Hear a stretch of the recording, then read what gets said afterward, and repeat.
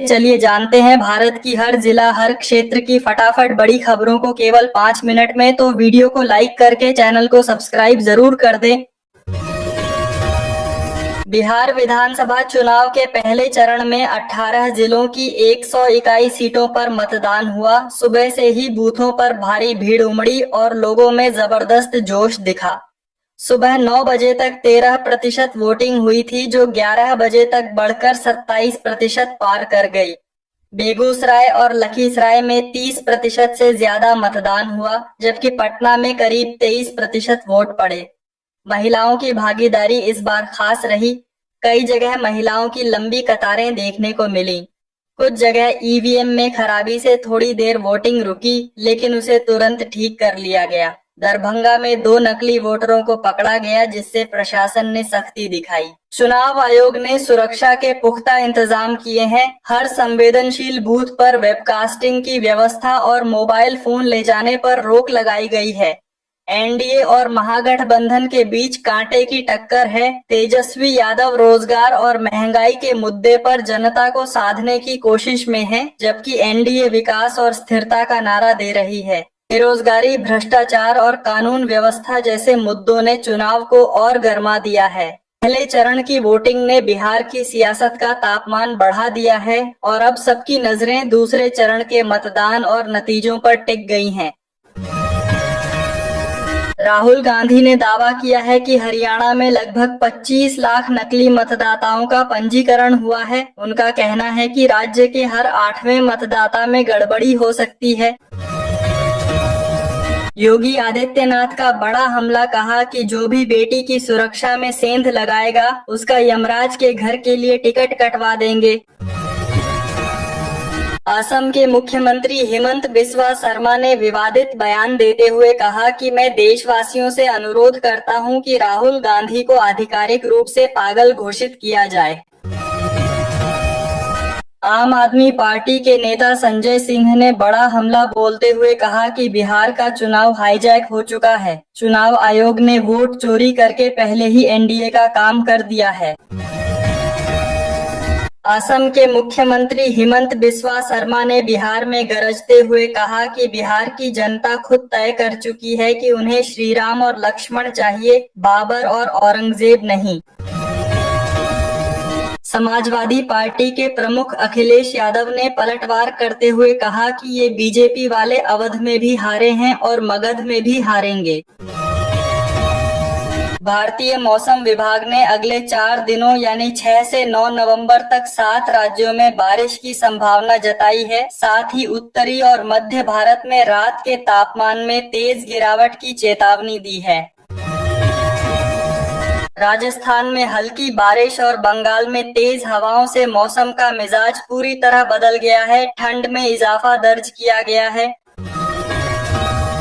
Philippines में तूफान कालमेगी के कारण 85 लोगों की मौत हो गई और 75 अन्य लापता हैं। इसके चलते बाढ़ आ गई है। कई लोग छतों पर फंसे हैं और कारें बह गई हैं। ये बाढ़ उस समय आई है जब फिलीपींस पहले ही एक घातक भूकंप से उबर रहा है। फिलीपींस में तूफान टाइफून कलमेगी के कारण हालात गंभीर बने हुए हैं। राष्ट्रपति ने पूरे देश में आपातकाल की घोषणा कर दी है। जम्मू कश्मीर के किश्तवाड़ जिले में सुरक्षा बलों और आतंकवादियों के बीच मुठभेड़ दूसरे दिन भी जारी है। इलाके में सर्च ऑपरेशन चलाया जा रहा है। बांग्लादेश में चुनाव प्रचार की शुरुआत हिंसक हो गई है। कई इलाकों में हमले और आगजनी की घटनाएं हुई हैं। वहीं एक बीएनपी उम्मीदवार को गोली मारी गई है। सलमान खान के खिलाफ केस दर्ज हुआ है। पान मसाला विज्ञापन को लेकर वे कानूनी पचड़े में फंस गए हैं। उन पर युवाओं को गुमराह करने का आरोप लगा है। असम के मुख्यमंत्री हिमंत बिस्वा शर्मा ने विवादित बयान दिया कि बिहार ही नहीं पूरे देश में मदरसे बंद होने चाहिए। उन्होंने कहा कि हमारे देश को मुल्लों की जरूरत नहीं है।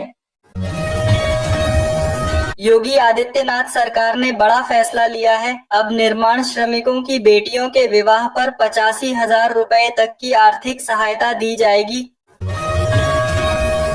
झारखंड में लगातार गिर रहा पारा, रांची में सर्द हवाओं ने ठिठुरन बढ़ा दी है। न्यूनतम तापमान 14.9 डिग्री सेल्सियस पर पहुंच गया है। मुख्यमंत्री योगी आदित्यनाथ ने मुख्तार जैसे माफियाओं से खाली कराई गई भूमि पर बने 72 फ्लैट गरीबों को आवंटित किए और कहा कि उस समय के सत्ताधारी इनके सामने घुटने टेक चुके थे।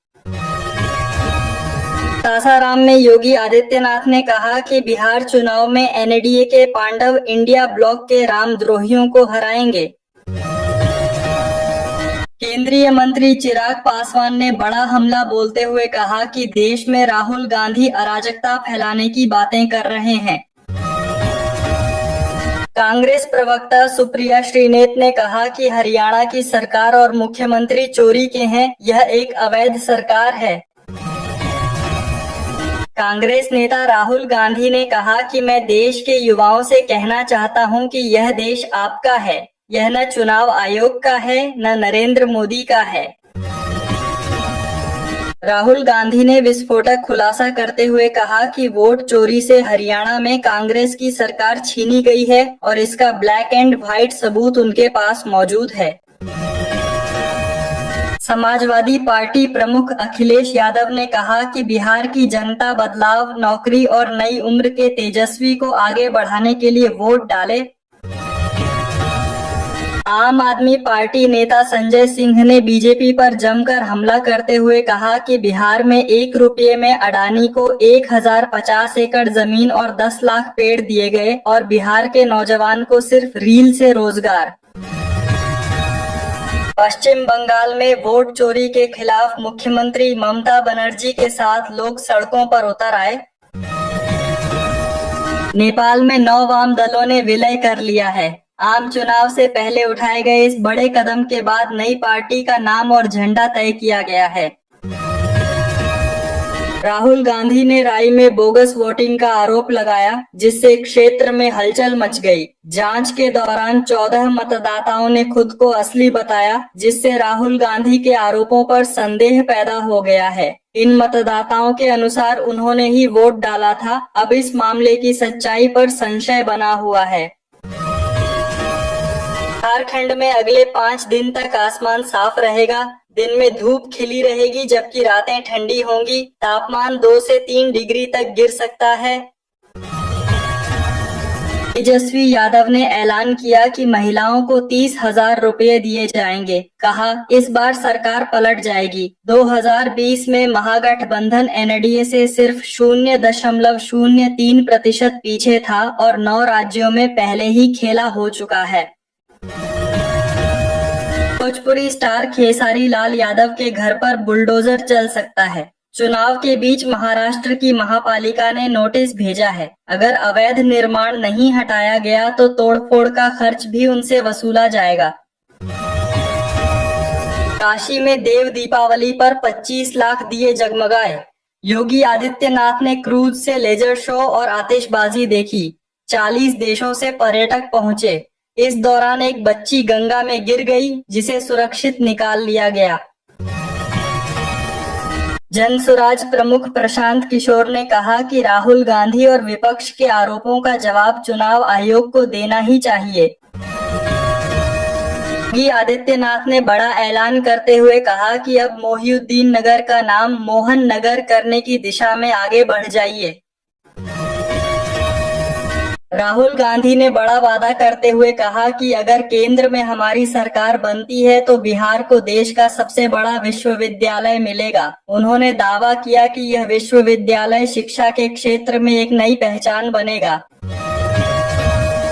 भारतीय स्टेट बैंक के कार्यक्रम में वित्त मंत्री ने कहा कि डायरेक्ट बेनिफिट ट्रांसफर यानी डीबीटी के जरिए सरकार ने अब तक करीब 4 लाख करोड़ रुपए की बचत की है, जिससे जनता के पैसे का सीधा फायदा लोगों तक पहुंचा है। राजधानी दिल्ली की हवा लगातार जहरीली बनी हुई है। कांग्रेस सांसद शशि थरूर ने कहा कि इस वायु प्रदूषण की वजह से दिल्ली वासियों के फेफड़े पर दबाव बढ़ रहा है।